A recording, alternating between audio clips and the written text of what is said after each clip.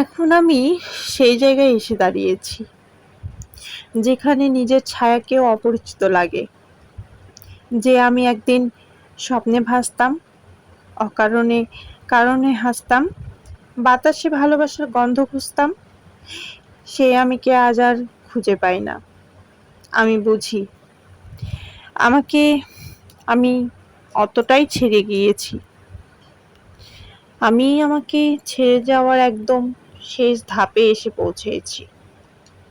এটা কোনো দার্শনিক উপলব্ধি না, এটা আমার নিজের জীবন, আমার ব্যর্থতা, আমার ক্লান্তি, আমার হারিয়ে যাওয়া স্বপ্নের পাহাড়। একদিন একটু একটু করে নিজেকে বদলে নিতে নিতে আজ এমন এক জায়গায় এসেছি। প্রতিদিন নিজেকে একটু একটু করে বদলানোর চেষ্টা করেছি। এই বদলাতে বদলাতে কোন সময় যে এই জায়গায় এসে পৌঁছেছি টেরই পাইনি। যেখানে আয়নার সামনে দাঁড়িয়ে আমি নিজেকে চিনতে পারি না, চোখ দুটো যেন কালো গহ্বর। অভিযোগ নেই, অনুযোগও নেই, কেবল একরাশ শূন্যতা আছে। আমি জানি না ঠিক কোন মুহূর্তে আমি নিজেকে হারিয়ে ফেলেছি।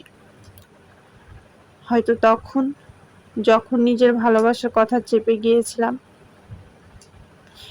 কিংবা তখন যখন বারবার আপোস করে গেছি এমন কিছুতে যা আমি কখনোই ছিলাম না। আমি সবার হতে গিয়ে নিজের না থাকার তালিকায় নাম লিখিয়েছি।